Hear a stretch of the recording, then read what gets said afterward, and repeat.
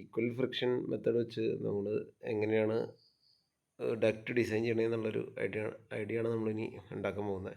അപ്പോൾ ഇതേപോലെ ഡക്റ്റൊക്കെ നമുക്ക് പല പല റൂമുകളിലേക്കും പല പല കൺഫൈൻഡ് സ്പേസിലേക്കും ചെയ്യേണ്ടി വരും. എന്നിട്ട് ഇതുപോലെ ഗ്രില്ല് അല്ലെങ്കിൽ ഡിഫ്യൂസേഴ്സ് ഒക്കെ വെച്ച് കൊടുക്കേണ്ടി വരും. അപ്പോൾ എന്താ ചെയ്യേണ്ടത് നോക്കാം. അപ്പോൾ അതിൻ്റെ ബെസ്റ്റ് എക്സാമ്പിൾ എന്ന് പറഞ്ഞു കഴിഞ്ഞാൽ നമുക്കൊരു ജസ്റ്റ് ഒരു ഡയഗ്രാം ഉണ്ട്. റഫ്ലി ഒരു സിംഗിൾ ലൈൻ ഡയഗ്രാം പോലത്തെ ഡയഗ്രാമാണ്. ഇവിടെ കാണാം 3400 cubic feet per minute air കൊടുക്കുന്ന ഒരു ഫാനുണ്ട്. ആ ഫാനിൽ നിന്ന് 5 ഫീറ്റ് അവരുടെ ലൊക്കേഷൻസ് കാണിച്ചിട്ടുണ്ട്. ABCD എന്നൊക്കെ പറഞ്ഞിട്ടൊക്കെ പാർട്ട് കാണിച്ചിട്ടുണ്ട്. എന്നിട്ട് വെച്ചാൽ അതൊക്കെ ഓരോ ബ്രാഞ്ച് അല്ലെങ്കിൽ തിരിയുന്ന ഏരിയാസാണ്. അപ്പോൾ അവിടെ വരുന്ന എത്ര ലെങ്ത് എന്നുള്ളതാണ് ഈ ഫീറ്റിൽ എഴുതിയേക്കുന്നത്. അതായത് നമ്മൾ ഡക്റ്റ് ഇതേപോലെ നേരത്തെ കാണിച്ച പോലെ ഡക്റ്റ് ചെയ്തുകൊണ്ട് പോവുകയാണ്. അപ്പോൾ ഡക്റ്റിൻ്റെ ഓരോ ലെങ്ത്തും കഴിയുമ്പോഴത്തേക്കും അവിടെ ഓരോ ഓപ്പണിംഗ് ഉണ്ടാവും. അപ്പോൾ ആ ഓരോ ഓപ്പണിങ്സിൽ ഇപ്പോൾ സി എന്ന് പറഞ്ഞ ആ ഏരിയയിൽ എത്ര ക്യൂബിക് ഫീറ്റ് പെർ മിനിറ്റാണ് എയർ വേണ്ടതെന്നുള്ളത് കൊടുത്തിട്ടുണ്ട്. പിന്നെ അതേപോലെ ഫസ്റ്റ് പോയിൻ്റ് കഴിഞ്ഞ് സെക്കൻഡ് പോയിൻ്റ് ആ ഏരിയകളിൽ ഈ 10 ഫീറ്റാണ് ആ ഏരിയ ടോട്ടൽ ഏരിയ. അപ്പോൾ ആ ഏരിയയിൽ എത്ര CFM എയർ വേണമെന്ന് പറയുന്നുണ്ട്. പിന്നെ 2 to 3 ഇതുപോലെ 10 ഫീറ്റ് കഴിഞ്ഞിട്ടാണ് അവിടെ 900 CFM 3 to 4 ആ ഏരിയയിൽ 500 CFM എന്ന് പറഞ്ഞാൽ അങ്ങനെ ഒരു ഏരിയ സ്പേസിങ് അതിൻ്റെ അകത്ത് കൊടുത്തിട്ടുണ്ട്. ഓക്കെ, അപ്പോൾ അതിൻ്റെ അകത്ത് ഡിഫ്യൂസറിൻ്റെ ഗ്രേ കളർ ഷെയ്ഡ് ചെയ്തിരിക്കണതിൽ അതിൻ്റെ 400 ക്യൂബിക് ഫീറ്റ് പെർ മിനിറ്റ് എന്നുള്ള രീതിയിലാണ് എഴുതിയേക്കുന്നത്. നമ്മുടെ വൈറ്റ് ആയിട്ടുള്ള ഇതിൽ 500 CFM എന്നാണ് എഴുതിയേക്കുന്നത്. അതായത് ഈ ഡിഫ്യൂസറിൻ്റെ അവിടെ വരുന്ന എയർ 500 ആയിരിക്കണം, അതാണ് എഴുതിയേക്കുന്നത്. ഓക്കെ, അപ്പോൾ പിന്നെ ഇതിൽ പറഞ്ഞേക്കുന്ന സപ്ലൈ ഡക്റ്റിൻ്റെയും എയർ ക്വാളിറ്റീസ്, എയർ എത്ര ക്യൂബിക് ഫീറ്റ് പെർ മിനിറ്റ് വരണം എന്നൊരു ഓഫീസ് സ്പേസിൻ്റെയാണ് അവിടെ കാണിച്ചേക്കുന്നത്. അപ്പോൾ ഈക്വൽ ഫ്രിക്ഷൻ മെത്തേഡ് വഴിയും ഇവിടുത്തെ ഡക്റ്റിൻ്റെ സൈസ് കണ്ടുപിടിക്കാനാണ് പറഞ്ഞേക്കുന്നത്. ഡക്റ്റിൻ്റെ ഹൈറ്റ് മാക്സിമം 16 ഇഞ്ച്, ഒറിജിനൽ സീലിങ്ങും ഫാൾ സീലിങ്ങും തമ്മിലുള്ള ടോട്ടൽ ഹൈറ്റ് 24 ഇഞ്ചാണ്. അപ്പോൾ അതിൻ്റെ അകത്ത് ഒതുക്കണം, ഈ 16 ഇഞ്ചുള്ള ഡക്റ്റ് അതിൻ്റെ അകത്ത് ഒതുക്കണം. പ്രഷർ ലോസ് ഓരോ ഇത്ര ലെങ്ത് കഴിയുമ്പോൾ പ്രഷർ ലോസ് എത്രയാണെന്നും അതിൽ ഡീറ്റെയിൽ ചെയ്തിട്ടുണ്ട്. അപ്പോൾ നമുക്കിതിൻ്റെ ചാർട്ടുകൾ യൂസ് ചെയ്തിട്ടാണ് ശരിക്കും പറഞ്ഞാൽ ഈ ഒരു കാൽക്കുലേഷനിലേക്ക് വരുന്നത്. അപ്പോൾ CFM ഓഫ് എയർ ആണ് നമ്മുടെ എക്സ് ആക്സിസിന് പാരലായിട്ടുള്ള ഗ്രാഫ്. അതിന് പെർപെൻഡിക്കുലറായിട്ട് ഫ്രിക്ഷൻ ലോസിൻ്റെ ഗ്രാഫ് വരും. അതിന് ഇൻ്റർസെക്ഷനായിട്ട് നമുക്ക് വെലോസിറ്റി ഓഫ് എയർ വരും. അതുകൂടാതെ അതിന് ഇൻ്റർസെക്ഷനായിട്ട് ഡക്റ്റിൻ്റെ ഡയമീറ്റർ വരും. അപ്പോൾ ഇങ്ങനെ നാല് ഗ്രാഫുകളാണ് ഒരേ സമയത്ത് ഇൻ്റർസെക്റ്റ് ചെയ്യണം. അപ്പോൾ ഈ നമ്മുടെ ആവശ്യത്തിനുള്ള ഒരു സാധനം ഈ ഇൻ്റർസെക്ഷനിൽ നിന്ന് നമ്മൾ കണ്ടുപിടിക്കുമ്പോഴാണ്, അതായത് CFM ഓഫ് എയർ വേണം, അതിൽ ഫ്രിക്ഷൻ ലോസ് തമ്മിൽ ഇൻ്റർസെക്റ്റ് ആകുന്ന ഒരു ഇത് നോക്കണം, എന്നിട്ട് അതിൽ കൂടെ വെലോസിറ്റി ഇൻ്റർസെക്റ്റ് ആകുന്ന ഒരു നോക്കണം, അതിൻ്റെ അകത്ത് കൂടി ഡയമീറ്റർ ഇൻ്റർസെക്റ്റ് ആകുന്ന നോക്കണം. അപ്പം ഇങ്ങനത്തെ ഒരു ചാർട്ടിൽ നിന്നാണ് നമ്മളത് ഒപ്പിച്ചെടുക്കുന്നത്. അപ്പോൾ ഈ നാലിൻ്റെയും ഇൻ്റർസെക്റ്റ് ചെയ്യുന്ന പോയിൻറ്റുകൾ ഇപ്പോൾ ഇതിൽ കണ്ടോ, ഇത് ഒറിജിനൽ ഞാൻ സിമ്പിളായിട്ടുള്ളൊരു ചാർട്ട് കാണിച്ചു. അത് കോംപ്ലിക്കേറ്റഡ് ആയിട്ട് ഇങ്ങനെ ഇരിക്കും. ഇവിടെ കണ്ടോ, എയർ ക്വാളിറ്റി ഇവിടെ കൊടുത്തിട്ടുണ്ട്, എയർ ക്വാണ്ടിറ്റി ഇവിടെ കൊടുത്തിട്ടുണ്ട്, എത്ര ക്യൂബിക് ഫീറ്റ് പെർ മിനിറ്റ് വേണം എന്നുള്ളത്. അപ്പോൾ അതേപോലെ തന്നെ ഈ സൈഡ് ഫ്രിക്ഷൻ ലോസ് വരുന്നുണ്ട്. അപ്പോൾ ഈ എയർ ക്വാണ്ടിറ്റിയുടെ കൂട്ടത്തിൽ ഫ്രിക്ഷൻ ലോസ് ഇൻ്റർസെക്റ്റ് ചെയ്യുന്ന ഒരു പോയിൻ്റ് നമ്മൾ കണ്ടെത്തണം. ഉദാഹരണത്തിന് ഞാൻ വെറുതെ ഒരു ഉദാഹരണം പറയും. ഇപ്പോൾ ഇത് നമ്മുടെ 400 CFM ഫ്രിക്ഷൻ ലോസായിട്ട് ഇൻ്റർസെക്റ്റ് ചെയ്യുന്ന പോയിൻ്റ് ഇതാണ്. ഇനി അത് അവിടെ ഇൻ്റർസെക്റ്റ് ചെയ്യുന്ന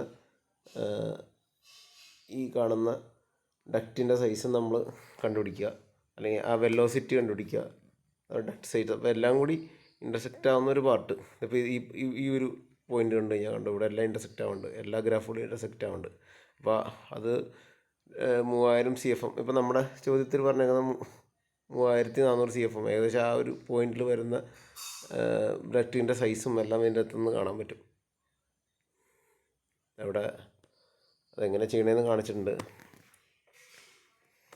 അതാണ്ടോ, അതിൽ ആ ഇൻ്റർസെക്ഷൻ കണ്ടുപിടിക്കുന്നതാണ് അതിൻ്റെ അകത്ത് കാണിച്ചേക്കുന്നത്. അപ്പോൾ 3400 CFM നിന്ന് നമ്മൾ നേരെ വരയ്ക്കുമ്പോൾ നമ്മുടെ എയർ ഫ്ലോ ആയിട്ട് ഇൻ്റർസെക്റ്റ് ചെയ്യുന്ന പാർട്ട് നോക്കുക. ഇപ്പോൾ ഇതിൻ്റെ അകത്ത് ആ ഗ്രാഫ് ഭയങ്കര എല്ലാം കൂടി കൺജസ്റ്റഡ് ആയിട്ട് കിടക്കണമെന്ന് നമുക്ക് പറയാൻ ബുദ്ധിമുട്ടാണ്. അപ്പോൾ അത് എടുത്ത് കാണിക്കോട്ടെ ഇതിൻ്റെ അകത്ത്.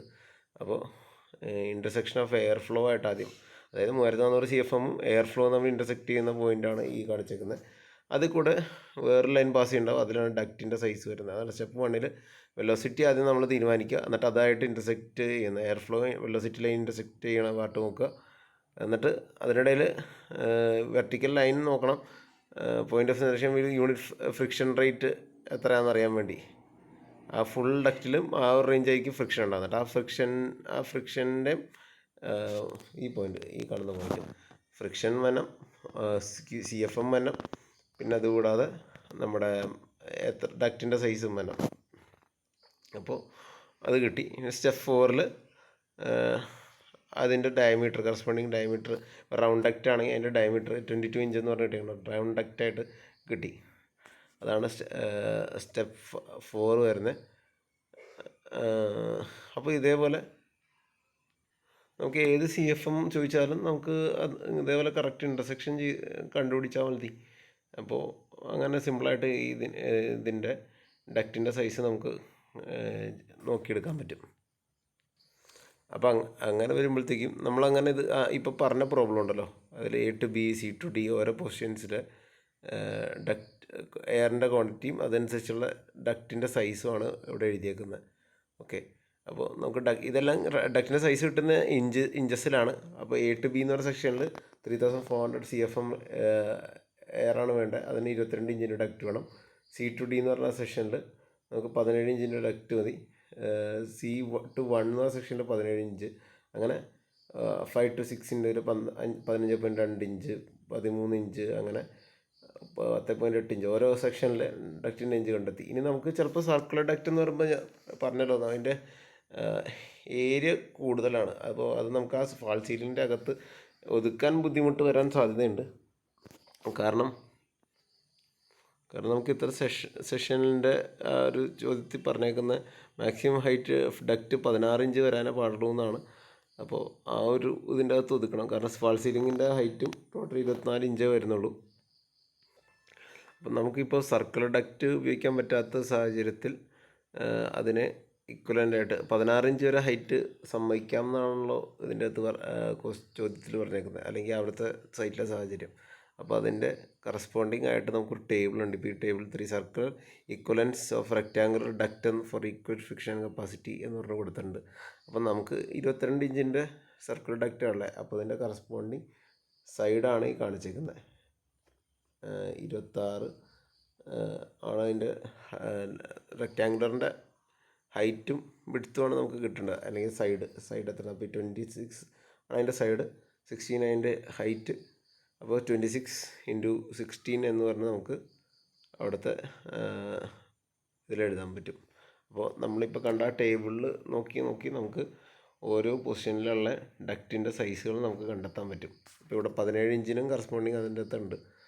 ഈ ടേബിളിലേക്ക് നോക്കിക്കഴിഞ്ഞാൽ കണ്ടോ, 17 ഇഞ്ചിനും കറസ്പോണ്ടിങ് ആയിട്ട് 16 ഇത് അതിൻ്റെ ഹൈറ്റ് 16, 17 ഇത് ആണ്. അപ്പോൾ 15 ഇൻറ്റു ഒക്കെ പറഞ്ഞ് നമുക്ക് എഴുതാൻ പറ്റും. അപ്പോൾ അങ്ങനെയാണ് ഇതിൻ്റെ ഇക്വലൻ്റ് റെക്റ്റാങ്കുലർ സൈസായിട്ട് കൺവേർട്ട് ചെയ്ത്. ഇപ്പോൾ നമ്മൾ സൈസ് കണ്ടുപിടിച്ചതിൻ്റെ കൂട്ടത്തിൽ വേറെ കുറച്ച് കാര്യങ്ങൾ ഇതിൻ്റെ അകത്തുണ്ട്. അത് അക്വസ്റ്റിക് ലൈനിങ് എന്ന് പറഞ്ഞൊരു പാർട്ട് വരുന്നുണ്ട്. അതായത് ഇതിൻ്റെ അകത്തുള്ള തണുപ്പും നഷ്ടപ്പെടാണ്ടിരിക്കാനും ഇതിൻ്റെ സൗണ്ട് പ്രൂഫ് ആക്കാനും വേണ്ടി നമ്മൾ അക്വസ്റ്റിക് ലൈനിങ് ഒക്കെ ഉപയോഗിക്കും. അത് അതിൻ്റെ പാർട്ട് വിശദമായിട്ട് വേറെ പറയേണ്ടി വരും.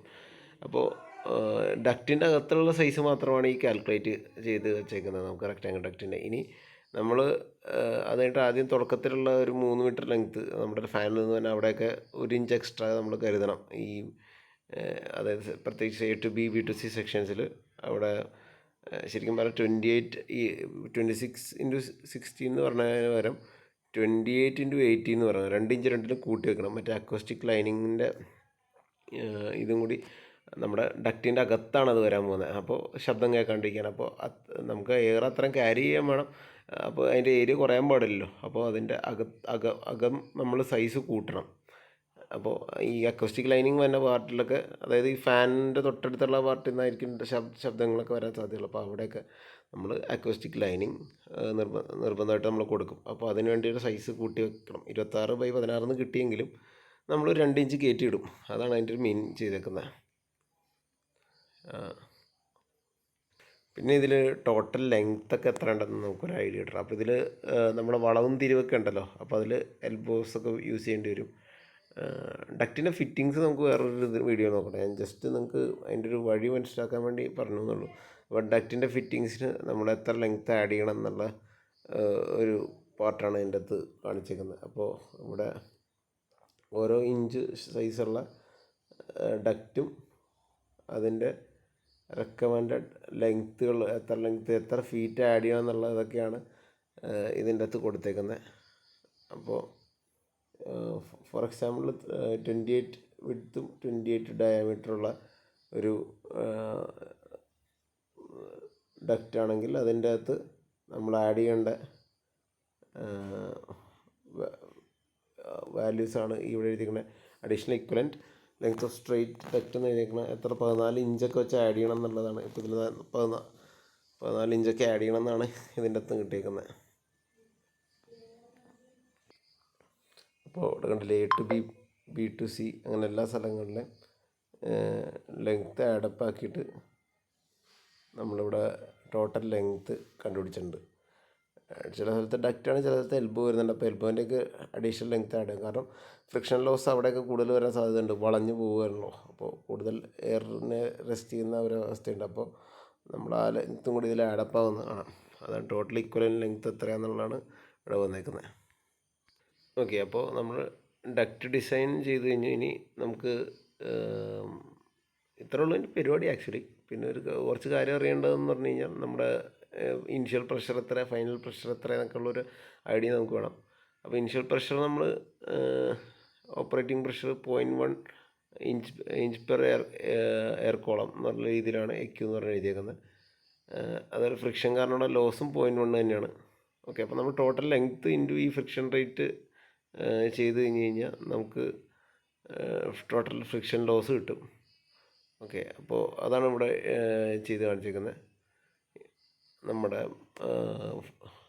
Air column inch in air column friction loss അതിൻ്റെ അകത്ത് കിട്ടുന്നു. പിന്നെ അത് ജസ്റ്റ് ഈ കാര്യങ്ങൾ അറിഞ്ഞിരിക്കാൻ വേണ്ടിയാണ്, ഇനിഷ്യൽ ഫൈനലൊക്കെ എത്രയാണെന്ന് അറിഞ്ഞിരിക്കാൻ വേണ്ടിയാണ്. ഇനി ഇനിഷ്യലി നമ്മൾ വെലോസിറ്റി 1300 ആണ് അസ്യൂം ചെയ്തത്. ലാസ്റ്റ് സെഷനിലെത്തുമ്പോൾ 805 പിന്നെ നമുക്കൊരു റീഗെയിനിങ് കോഎഫിഷ്യൻ്റ് എന്ന് പറഞ്ഞൊരു കോമ്പണൻ്റ് കൂടെ ഉണ്ട്. അപ്പോൾ നമ്മുടെ ഈ ഫോമിൽ നമ്മൾ സബ്സ്റ്റിറ്റ്യൂട്ട് ചെയ്യുക. അപ്പോൾ റീഗെയിൻ കോഎഫിഷ്യൻ്റ് ഒരു 60% എടുക്കുന്നു. പിന്നെ ഇനിഷ്യൽ വെലോസിറ്റി, ഫൈനൽ വെലോസിറ്റി ഒക്കെ എടുക്കുന്നു. ഈ ഫോമിലെല്ലാം അങ്ങ് സബ്സ്റ്റിറ്റ്യൂട്ട് ചെയ്യുന്നു. അപ്പോൾ നമുക്ക് 0.039 ഇഞ്ച് എയർ കോളം എന്ന് പറഞ്ഞ് കിട്ടുന്നു. അപ്പം നമുക്ക് ഒരു ഫാനിൻ്റെ എൻഡിൽ, ഫാൻ തുടങ്ങുന്ന സ്ഥലത്ത് എത്ര സ്റ്റാറ്റിക് പ്രഷർ വേണം എന്നുള്ളൊരു ഐഡിയലാണ് ഈ ഒരു ഫുൾ ഡക്റ്റ് ഡിസൈൻ വന്നേക്കുന്നത്. അപ്പോൾ നമ്മൾ ബേസിക്കലി ആ ചാർട്ട് വെച്ച് അതിൻ്റെ സൈസ് കണ്ടുപിടിച്ചാൽ മതി. പക്ഷേ എന്താണ് അവിടെ ഇനിഷ്യലിൽ എത്ര ഉണ്ട്, ഫൈനലി എത്ര ഉണ്ടെന്നൊക്കെ ഒരു ഐഡിയ കിട്ടാനാണ് ഈ ഫോമുലാസ് കാണിച്ചത് തന്നെ. അപ്പോൾ ടോട്ടൽ നമുക്ക് ഡക്റ്റിൻ്റെ ഫ്രിക്ഷൻ ലോസ് നേരത്തെ 0.074 നമ്മൾ നേരത്തെ പറഞ്ഞു. അതായത് ഡക്റ്റിൻ്റെ ലെങ്ത്തിൽ എത്ര ഫ്രിക്ഷൻ ലോസ് വരും എന്നുള്ളത് നമുക്ക് ഇവിടെ കിട്ടിയിട്ടുണ്ട്. അതേപോലെ നമ്മുടെ ടോട്ടൽ അല്ലാത്ത ഫ്രിക്ഷൻ ലോസും നമ്മൾ 0.1 നേരത്തെ പറഞ്ഞിരുന്നു. ടെർമിനൽ പ്രഷർ എന്ന് പറയുന്നത് എന്ന് വെച്ചാൽ സ്റ്റാർട്ടിങ്ങിലുള്ള പ്രഷർ. പിന്നെ ഈ റീഗെയിൻ കോഎഫിഷ്യൻ്റ് എന്ന് പറയുമ്പോൾ ഇത് -C ആണ് ഇതിൻ്റെ അകത്ത് ചെയ്യുന്നത്. അപ്പോൾ അതായത് ശരിക്കും പറഞ്ഞാൽ 0.13 എന്ന് പറഞ്ഞൊരു വാല്യൂയിലേക്ക് നമ്മൾ സ്റ്റാർട്ട് ചെയ്യേണ്ടത്. 0.13 ഇഞ്ച് പെർ എയർ കോളത്തിൽ സ്റ്റാർട്ട് ചെയ്താലാണ് നമുക്ക് ഈ ഉദ്ദേശിച്ച വെലോസിറ്റിയിലും ഉദ്ദേശിച്ച പ്രഷറിലും നമ്മുടെ കാറ്റ് ഓരോ ഈ പറഞ്ഞ സ്ഥലത്ത് ഏറ്റവും എൻഡ് വരെ എത്തുമ്പോഴത്തേക്കും കിട്ടുള്ളൂ. എൻഡ് വരെ എത്തുമ്പോൾ കിട്ടുള്ളൂ ഇൻ ദ സെൻസ് എൻഡിൽ കിട്ടുവാണെങ്കിൽ അതിൻ്റെ ഇടയിലുള്ള എല്ലാം കിട്ടുന്നുള്ള അസംഷനാണ്. എല്ലാം കിട്ടും അങ്ങനെ. അതായത് ഇതിപ്പോൾ ഡക്റ്റാണ് കാണിച്ചത്. എൻട്രി കാണിച്ചിട്ടുണ്ട്, എയർ ഫ്ലോ കാണിച്ചിട്ടുണ്ട്, എക്സിറ്റ് കാണിച്ചിട്ടുണ്ട്. പല പല പൊസിഷൻസ് ഇങ്ങനെ ഡക്റ്റ് വലുതാവുകയും ചെറുതാവുകയും. അപ്പോൾ ഇവിടെ ഏരിയ കൂടുമ്പോൾ പ്രഷർ കുറയുന്നതാണ്. അങ്ങനെ പ്രഷറിൻ്റെ, അതായത് സ്റ്റാറ്റിക് പ്രഷറുണ്ട്, വെലോസിറ്റി പ്രഷറുണ്ട്, അതൊരു ടോട്ടൽ പ്രഷർ എന്നൊക്കെ പറഞ്ഞ് എഴുതിയേക്കണതാണ്. അതായത് ടോട്ടൽ പ്രഷറാണ് ഈ മെയിൻ സാധനം. സ്റ്റാറ്റിക് പ്രഷറും വെലോസിറ്റി പ്രഷറൊക്കെ ഓരോ വകഭേദങ്ങളാണ് അതിൻ്റെ. അതായത് സ്പീഡ് കൊണ്ടുള്ളതും പിന്നെ അവിടുത്തെ ഡക്റ്റിൻ്റെ സൈസ് കൊണ്ടുള്ളതും കൊണ്ടൊക്കെയുള്ള ഓരോ ഡിഫറെൻറ്റ് പ്രഷേഴ്സാണ്. പിന്നെയുള്ള ഡക്റ്റിങ്ങിൻ്റെ ഒരു ഐഡിയ കിട്ടിക്കഴിഞ്ഞാൽ ഡക്റ്റ് പല സ്ഥലങ്ങളിലും പല രീതിക്ക് കൊണ്ടുപോകണം. അപ്പോൾ അതിൻ്റെ കോമ്പോണൻസിനെ പറ്റി അറിയണം. എൽബോ, ഫ്ലെക്സിബിൾ കണക്ഷൻ, പ്ലീനം എന്നൊക്കെ പറഞ്ഞ അങ്ങനെ കുറച്ച് കഥകളുണ്ട്. അപ്പോൾ അത് നമുക്ക് വേറെ വീഡിയോയിൽ നോക്കാം. അപ്പോൾ ഇതാണ് നമ്മുടെ ഡക്റ്റിൻ്റെ ഡിസൈൻ. ബേസിക്കലി സിമ്പിളായിട്ട് മനസ്സിലാക്കുകയാണെങ്കിൽ ആ ചാർട്ട് നോക്കി നമ്മൾ അതായത് ഇതേപോലത്തെ എല്ലാം കൂടി ഇൻ്റർസെക്റ്റ് ചെയ്യുന്ന ഒരു പോയിൻ്റ് നോക്കിയിട്ട് നമ്മൾ സെലക്ട് ചെയ്യുന്നു. അതാണ് അതിലൊരു ബേസിക് കളി. അവിടെ ഇത്ര ക്യൂബിക് ഫീറ്റ് ഓഫ് എയർ വേണം, അവിടെ അതിന് ഇത്ര വെലോസിറ്റി വേണം. അതൊരു സ്റ്റാറ്റിക് ഫ്രിക്ഷൻ എന്ന് പറഞ്ഞാൽ ഫ്രിക്ഷൻ ലോസും അതിൻ്റെ അകത്ത് കാൽക്കുലേറ്റ് ചെയ്യുന്നു. അത്രേ ഉള്ളൂ.